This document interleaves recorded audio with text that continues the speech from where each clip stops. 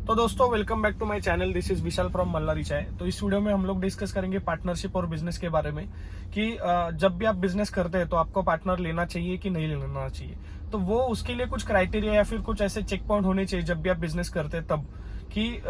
जब जैसे समझो कि आपको बिजनेस करना है और आप सोच रहे कि पार्टनर शायद आपको लेना चाहिए, तो पहले आप आपका जो भी बिजनेस है उसको आप ठीक से समझे कि आपके बिजनेस में क्या क्या मेन जो रोल है जो एक पार्टनर या फिर आप कर सकते हैं। जैसे दो मेन चीजें जो बेसिक होती है कोई भी, जैसे चाय के धंधे में या फिर कोई भी स्ट्रीट वाला बिजनेस आप या फिर ट्रेडिशनल बिजनेस कर रहे हैं, तो उसमें दो चीजें जो मेन होती है, एक तो होता है इन्वेस्टमेंट, जब मतलब जो पैसा हम खुद डालते हैं स्टार्टिंग में वो, और दूसरा होता है कि पैसे के बाद वो बिजनेस चले तो उसके लिए जो मैनेजमेंट है या फिर जो भी ऑपरेशन जो चलता है बिजनेस में रोज का, तो वो दो मेन चीजें होती है बिजनेस में,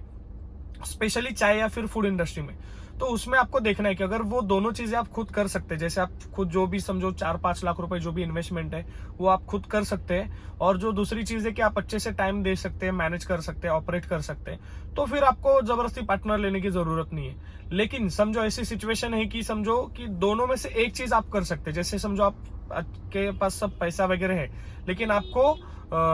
उतना टाइम नहीं है या फिर आप उतना टाइम नहीं दे सकते उसको मैनेज करने के लिए, फिर ऑपरेट करने के लिए, तो फिर आपको बिजनेस में पार्टनरशिप लेने की या फिर पार्टनर लेने की जरूरत है। या फिर ऐसी सिचुएशन है कि आपके पास पूरे पैसे नहीं है, आपके पास समझो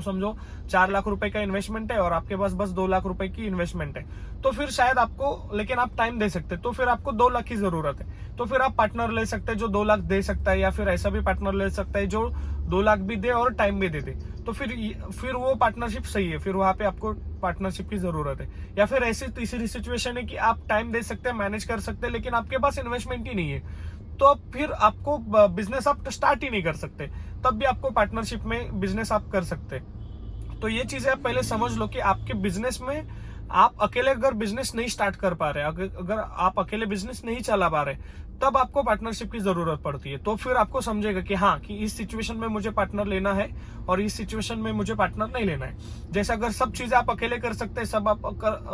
सब कुछ आप बिजनेस मैनेज अकेले कर सकते हैं, तो फिर जबरदस्ती पार्टनर लेकर फिर आप बस आपका इक्विटी और प्रॉफिट आप जबरदस्ती शेयर करेंगे, जहां पे जरूरत नहीं है वहां पे भी। तो वो पहले आपको समझना है। और जब आपको पता चलता है कि हाँ, कि मेरे को अभी पार्टनरशिप में बिजनेस करना है क्योंकि मैं अकेले बिजनेस नहीं कर सकता, उसके बाद फिर आपको आइडेंटिफाई करना है कि कौन सी नीड है जो आप कर सकते हैं और कौन सी नीड है जो आप नहीं कर पा रहे। जैसे क्रिकेट की टीम है, आपको पता है कि आपके पास अच्छे अच्छे बैट्समैन है, और आपको अगर फिर भी आप नहीं जीत रहे, तो फिर आपको बाद में एनालिसिस किया कि यार हाँ, हम लोग क्यों नहीं जीत रहे, क्योंकि हमारे पास अच्छे बॉलर्स नहीं है। तो फिर आगे जाके आपको बॉलर्स अच्छे ढूंढने हैं, ना कि आपको बैट्समैन अच्छे ढूंढ रहे। नहीं तो ऐसे करेंगे कि सारे के सारे अपने अच्छे बैट्समैन डाल दिए और बॉलर कोई रखा ही नहीं, तो फिर आप बैटिंग करने के टाइम पे तो आपको अच्छा लगेगा, लेकिन जब आपकी बॉलिंग आएगी तो फिर आपको पता चलेगा कि इसका कुछ मतलब नहीं है। तो वो सब चीजें बैलेंस होनी चाहिए,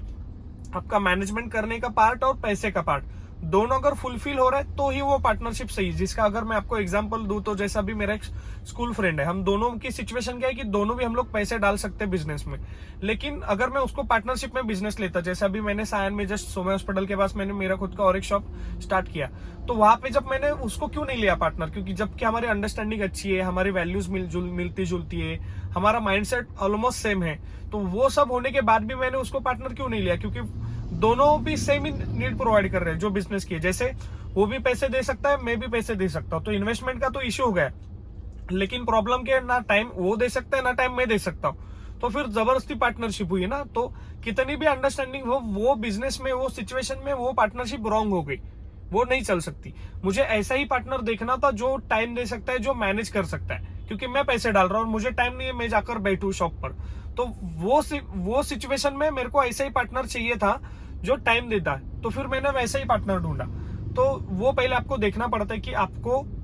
बिजनेस में क्या चाहिए और वो आपका पार्टनर दे रहा है और जो आप नहीं दे सकते, तो ही वो पार्टनरशिप वर्क करेगी, या फिर तो ही वो पार्टनरशिप आपके लिए बेनिफिट दे सकती है। तो वो सब चीजें आपको पहले देखनी है। ये सब देखने के बाद फिर आपको पता चलेगा कि हाँ, आपको सच में पार्टनर चाहिए कि नहीं चाहिए। जैसे अभी समझो ऐसी सिचुएशन है कि आपके पास पैसे नहीं है और आप टाइम वगैरह दे सकते, तो फिर आप ऐसे पार्टनर लेंगे जो टाइम नहीं दे सकता, वो भी टाइम दे सकता है, पैसे नहीं दे सकता, तो फिर आप बिजनेस स्टार्ट ही नहीं कर सकते। आपको फिर ऐसे ही पार्टनर देखना है जो पैसे डाल सकता है या फिर इन्वेस्ट कर सकता है, और दूसरा जो पार्ट है मैनेजमेंट का, जो आप कर सकते हैं। अगर ये दोनों चीजें मिली तो फिर आपका बिजनेस में आप अच्छे से पार्टनरशिप में वो कर सकते हैं। तो ये पहले आपको ठीक से समझना पड़ेगा कि कभी कभी क्यों मैं इसीलिए ये सब मतलब इतनी मतलब ऐसा नहीं कि इसमें बहुत बड़ी बड़ी चीजें, लेकिन फिर भी मैं समझा रहा हूँ कि क्योंकि मैंने देखा है कभी कभी लोग डेस्परेट होते हैं पार्टनर लेने के लिए, जबरदस्ती वो पार्टनर लेते हैं, नहीं नहीं नहीं पार्टनरशिप में करना है, वो अच्छा बंदा है, उसके पास पैसा है वगैरह, वो सोच के आप पार्टनरशिप में करते हैं। बाद में पता चलता है कि ना वो ठीक से पैसे दे रहे हैं, ना ठीक से वो टाइम दे रहे हैं, और ना ही आपका अंडरस्टैंडिंग है। जब आपको हिसाब लेना है, जब पैसा लेना है, तभी वो गले पर आता है पैसा लेने के लिए।